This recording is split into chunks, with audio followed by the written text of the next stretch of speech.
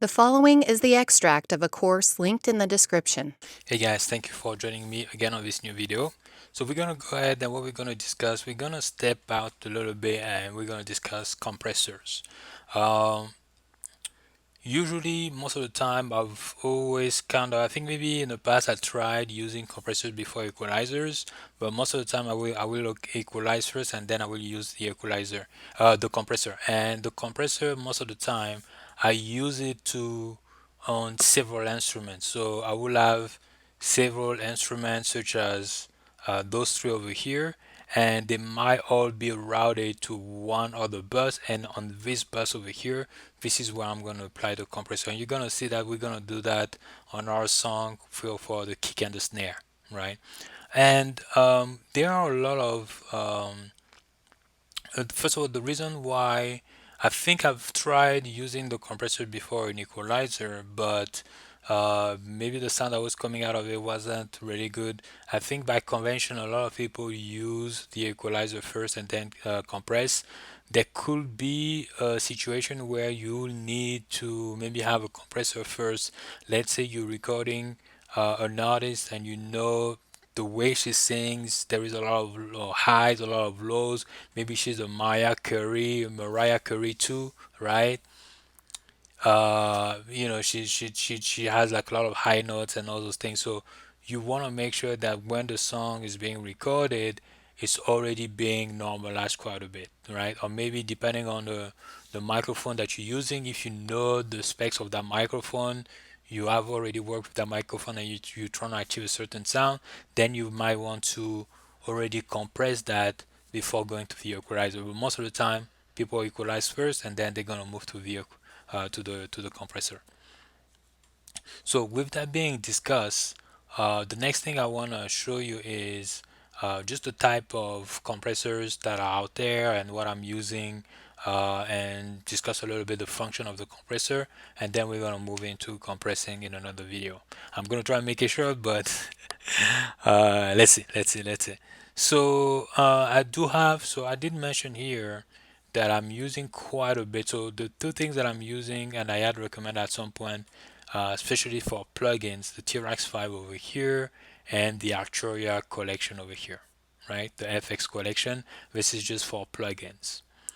And this can be a little bit pricey, but if you see over here, it does come with a lot of plugins, and basically with those plugins that they have here, you pretty much don't need to buy anything else. But already, FS Studio already comes with some things, but again, just depends if you really like the way it works, right? If you like the approach of it, then you can stick to what FS Studio is providing you. But most of the time what's good with a lot of those FX plugins is they trying to emulate some of the best equipment that people have been using in studios for years, right? And those plugins or those equipments were popular for a reason most of the time, right? So what you're gonna see here, there is a lot of plugins for compressors. This one over here is a compressor. You could put a compressor limiter. Um, if we go down over here, this one is a compressor. This one is a compressor. This one is a compressor. This one is so there are quite a bit of compressors out there. I'm gonna explain a couple. I think the ones that are pretty much you're gonna see a lot of those values. So let me discuss a little bit the three that you're seeing here, the Black 76, the Y2A, and this one is called the Fairchild, but over here they just call it 670, but it's the Fairchild. That was the equipment that was back in the studio that they were using was the Fairchild over here. So those equipments that you're seeing here, um, they tend to be a little bit more easier to use. I think especially the Y2A, you just have three buttons, so it's a lot easier to approach and to understand the way they work. So you also gonna find other bundles of plugins that will have an emulation of those, right? So it just really depends on the one that works the best for you, right? If we go over here to the Arturia FX collection, again, this is another one of another bundle that I'm using. I really like the way Arturia approach their plugins, and what you're gonna find here, we have quite a bit of FX over here, but the section we're interested in is the compressor section. So over here we have a compressor, we have the diode 609. This one I don't use. I just find there's too many buttons. I tends to like really simple things, right? The VCA 65. This one is the one that this is my go-to. I just like the approach of it. I just like this one, right? You have also the Tube STA. This one I haven't really used, but you also have the FET 76 or the FET 76. If you paid attention, or if you've been a little bit more careful what I was discussing there, you're gonna see that this one is very similar to this one over here, right? 76, 76. That's what we have there, right? It's just like sometimes the name that they're gonna change it, but the way this one was based on um, a popular compressor. I forgot the name, but the name includes the 76 there. But the way Arturia approached it, they also included an advanced section over here that this plugin doesn't need. So just depending again on some of the features that you will be looking for, that's when you will decide, you know what, just gonna keep using the Arturia. The good thing with those plugins is a lot of them you can try them, you can demo them, and you can see how it works. And if you feel like you like the approach of it, then you can go ahead and decide to buy, which is very good. Back then, I think back in the days when I was starting for a lot of those plugins, there wasn't really like a lot of those trials. It was like you were buying them, and if it was good, it was good. If not, you were out of luck, right? So if I come up here, let me get on the master over here. Let me get here and let me just look for that 76 so you can have a look at them. So we have the TR5 Black 76 that we have over here. Let me just make it a little bit smaller, right? And we have, let me go ahead and look for the one of Arturia, which is the comp FET 76 over here. What happened? All right.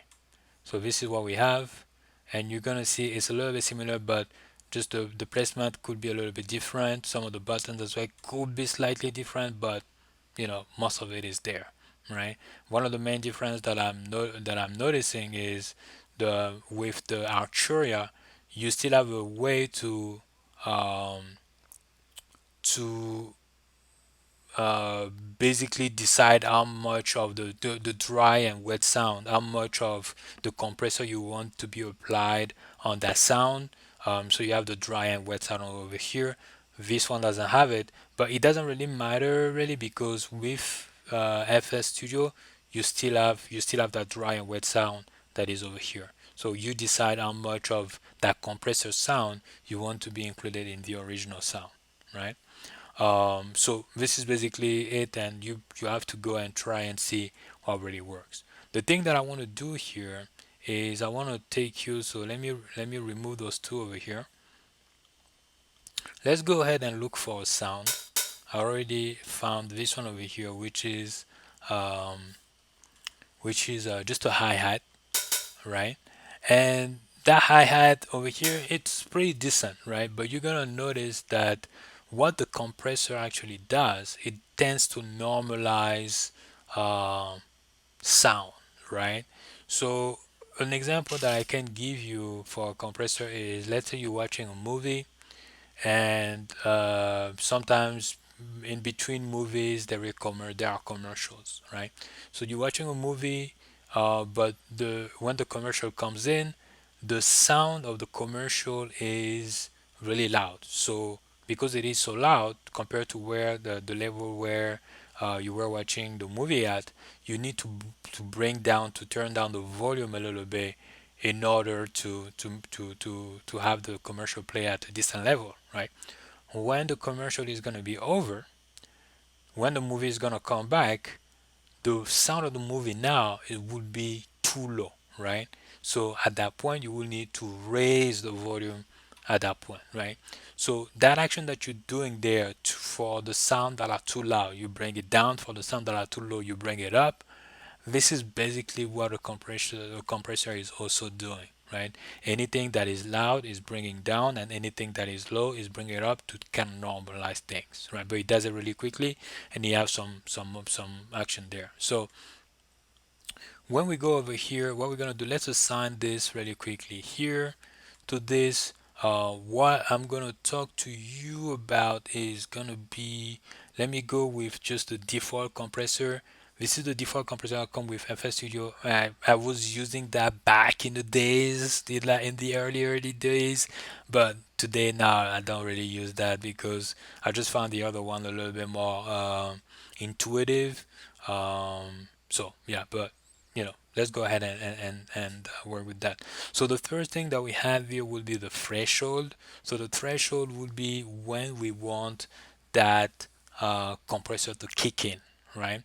Most of the time, a lot of compressor nowadays are gonna have another meter somewhere that you're gonna see that's gonna let you know when you bring that threshold down, when that threshold is being applied, when the compressor is starting to be applied. And I'm going to show you with a different compressor really quickly. So over here, let's go ahead and play this over here just really quickly, just like this. Okay. So with that compressor playing over here, right now, basically nothing is not we're turning this, we don't seeing anything is because the ratio over here is nothing is happening. What the ratio actually does is saying that so over here we have, usually this is what you're going to see. You're going to see 10 1 2 1 8 1 7 1 4 1, basically saying for every, I think it's in decibels, but basically saying for every 4 units, right, or 4.6 units that I'm going to have over the threshold, what I'm going to do, I'm going to turn that 4.6 units into 1. So over, if I have 4 decibels over, it's just going to be 1 decibel now.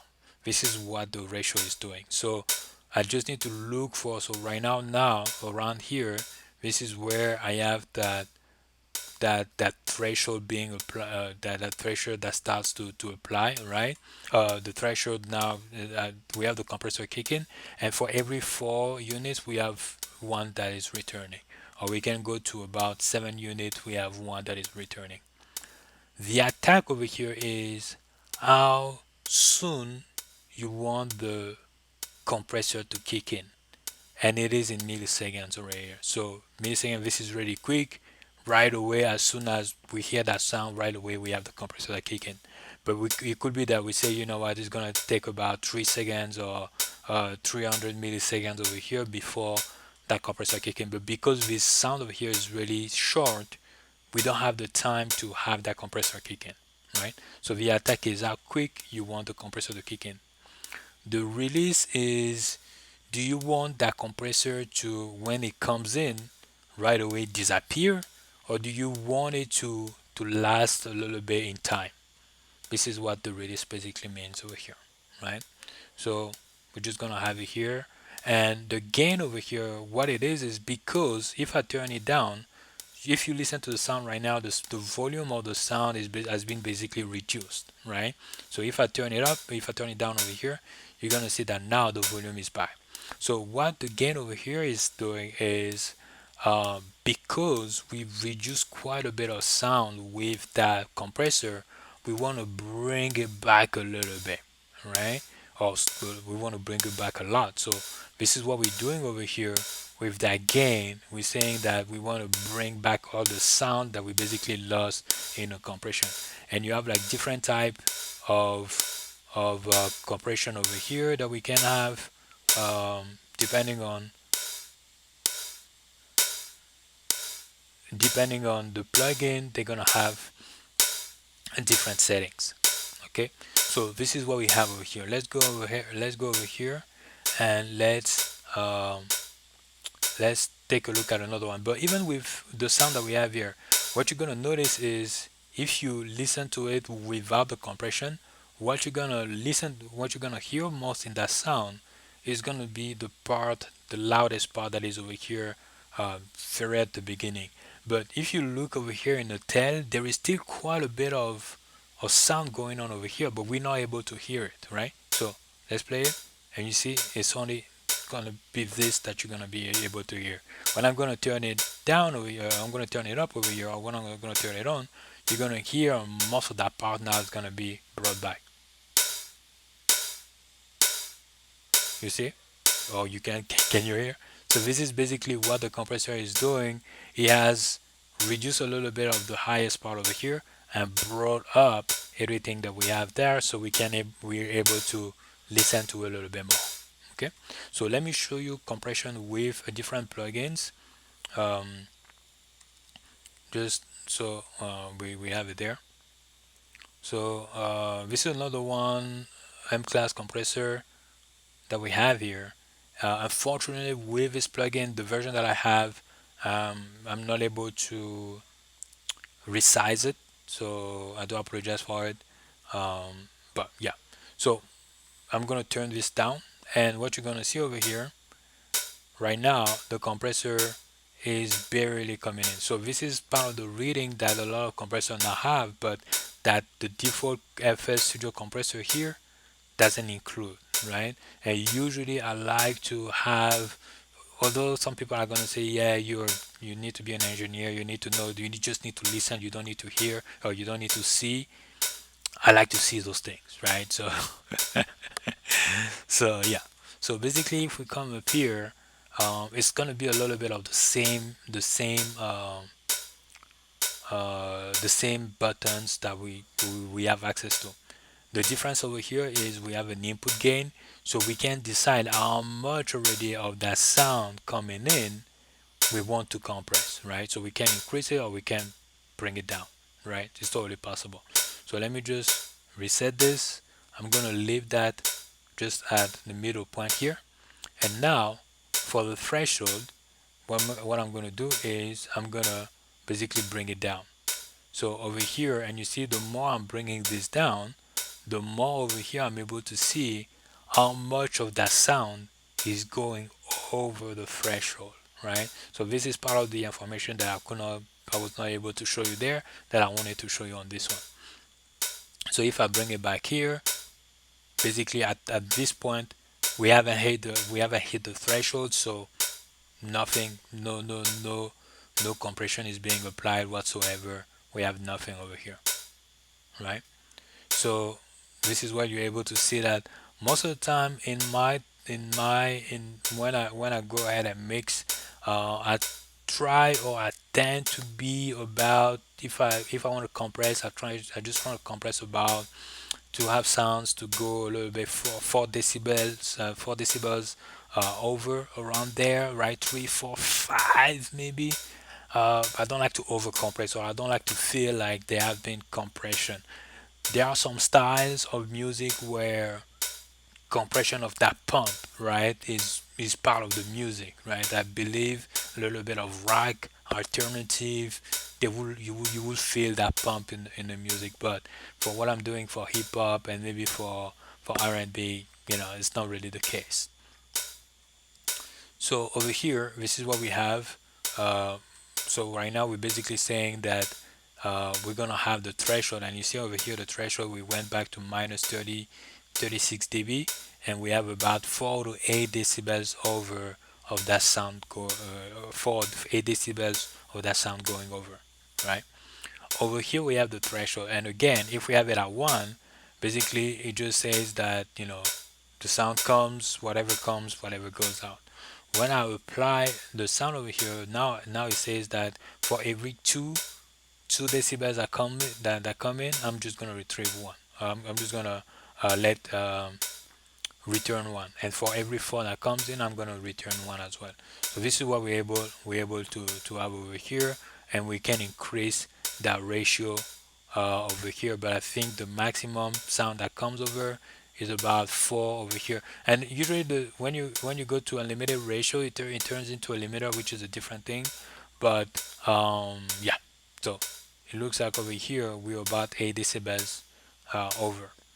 Again, when we come up here, the attack will be how fast we want that compressor to kick in, right?